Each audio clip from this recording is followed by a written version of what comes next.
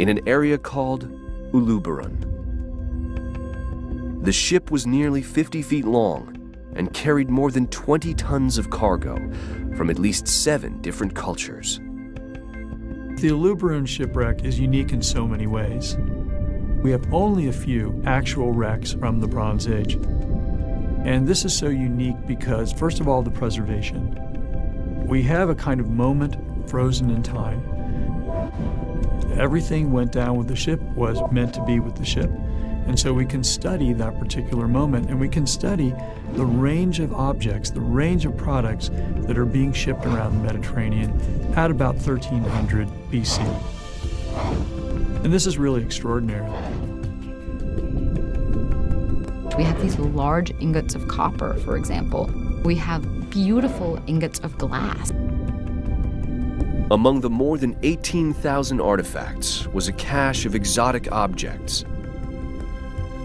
Ebony from Egypt, elephant tusks and hippopotamus teeth, ostrich eggshells and Baltic amber beads from Northern Europe. The ship was likely a mixed enterprise, a trade ship that sold raw material and goods from port to port while transporting a special cargo of elite goods.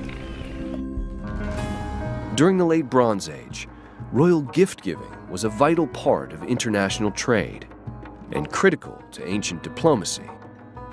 To maintain good relations, the ruling elite of the day traded what they had for what they coveted most. By the late Bronze Age, the trade networks that brought great wealth to the ruling elites were being disrupted. Scholars believe that climate change in the Aegean may have been a factor. A series of intense droughts could have dramatically affected agriculture and led to great social unrest and upheaval. Ultimately, what we end up seeing is the destruction of palace after palace very widely throughout the Eastern Mediterranean.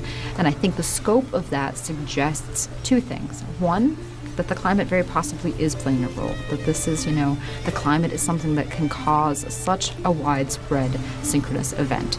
But also these are societies that are very interconnected.